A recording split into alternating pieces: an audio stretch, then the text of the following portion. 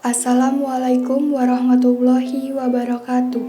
Kami dari kelompok 2, sebelum lanjut ke materi, saya ingin memperkenalkan anggota saya yang terdiri dari Nadia Umu Tufliha, Renita Widya, Rona Widya Maya, Cynthia Cahaya, Suhelda, dan saya sendiri Yunita Syahrini. Kami akan menjelaskan tentang kolonialisme imperialisme Barat Eropa di Indonesia. Masuknya bangsa Portugis ke Indonesia.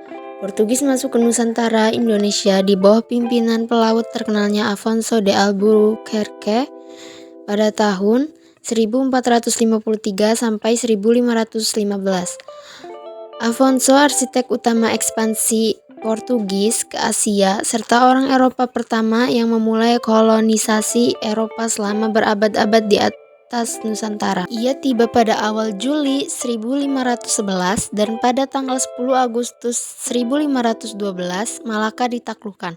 Setelah itu, Portugis menjalin komunikasi dengan kerajaan Pajajaran bercorak Hindu untuk menandatangani perjanjian dagang, terutama lada. Persekutuan Portugis Pajajaran mencemaskan kerajaan-kerajaan Islam di Jawa, terutama Kesultanan Demak. Demak menyerang Pajajaran pada tahun 1526 dan 1527 karena terdesak serta mendapat perlawanan sengit dari Kesultanan Demak. Kelak Portugis lebih banyak beroperasi di kepulauan rempah-rempah yaitu Maluku, sampai disingkirkan oleh Belanda ke Pulau Timor, Solor, dan Flores pada tahun 1599. Portugis melakukan ekspedisi ke daerah utama penghasil rempah-rempah yaitu Maluku pada tahun 1512. Ekspedisi ini dipimpin oleh Antonio de Abreu dan Francisco Serrao. Mereka juga merintis poros perdagangan Ternate, Malaka, Goa, Lisbon. Di Ternate, Portugis menjalin persekutuan dengan Kesultanan Ternate sejak kemunculannya pada pertengahan abad ke-13. Kesultanan Ternate dan Tidore sudah berebut hegemoni. Ternate merangkul Portugis pada tahun 1512, sedangkan Tidore bersekutu dengan Spanyol pada tahun 1522. Monopoli Portugis atas perdagangan rempah-rempah di Nusantara berakhir sejak kekalahan Sultan Babula dari Ternate pada tahun 1575, serta kemudian diasingkan Belanda dari Ambon pada tahun 1599. 2. Masuknya bangsa Spanyol ke Indonesia. Bangsa Spanyol berada di Indonesia dari tahun 1521 sampai dengan 1529. Terlebih dahulu masuk ke Filipina melalui Ferdinand Magellan. Spanyol berhasil mencapai ke Pulau Maluku pada tahun 1521 di bawah pimpinan Sebastian Delcona. Pelaut-pelaut Spanyol kemudian membangun persekutuan dengan Kesultanan Tidore. Kedatangan Spanyol di Tidore membuat Portugis merasa terganggu, maka terjadilah konflik di antara kedua negara tersebut. Untuk menyampaikan konflik, Portugis dan Spanyol melakukan perundingan di Saragossa, Spanyol pada tahun 1529. Hasilnya adalah Spanyol harus meninggalkan Maluku untuk kemudian mendapatkan Filipina dan Portugis tetap berkuasa di Maluku. 3. Masuknya bangsa Belanda ke Indonesia. Saat Portugis masuk ke Asia, Belanda bukanlah sebuah negara yang merdeka. Belanda pada tahun itu terdiri dari provinsi-provinsi Quentech. Ada 17 provinsi yang masing-masing bersifat otonom. Secara de jure, ke-17 provinsi ini merupakan bagian dari Kekaisaran Romawi Suci 843 sampai 1806. Sejak tahun 1549, Kaisar Romawi Suci Charles V dari dinasti Habsburg menerapkan 17 provinsi itu sebagai satu entitas politik di bawah kekaisaran dinasti Habsburg, dan karena itu disebut Habsburg Netherlands. Pada tahun 1555, Charles V menyerahkan kekuasaan atas Habsburg Netherlands kepada putranya Philips II 1527 sampai 1598. Ke-17 provinsi ini bersatu membebaskan diri Spanyol. Disebut perang 80 tahun berlangsung antara 1568 sampai 1648.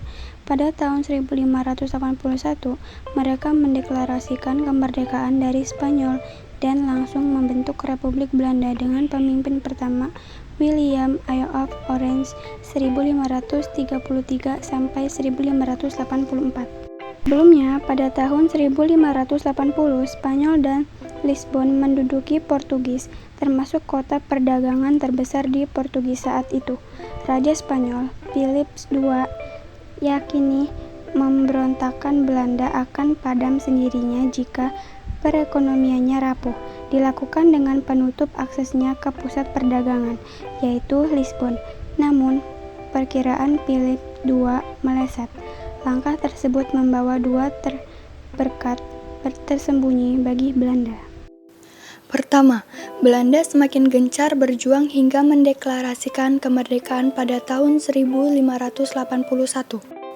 Kedua, kehilangan akses ke Lisbon membuat Belanda berpikir kerasa menemukan rute-rute alternatif perdagangan. Bagian dari proses itu adalah menemukan pusat rempah-rempah di Asia yang sebelumnya dirahasiakan oleh Portugis. Informasi Jan Huygens van Linschoten serta peta yang dibuat kartografer Petrus Plancius pada tahun 1592 menjadi hal yang menentukan. Sementara itu, dalam serangkaian diagram yang dibuatnya, Plancius menunjukkan secara terperinci rute ke Hindia.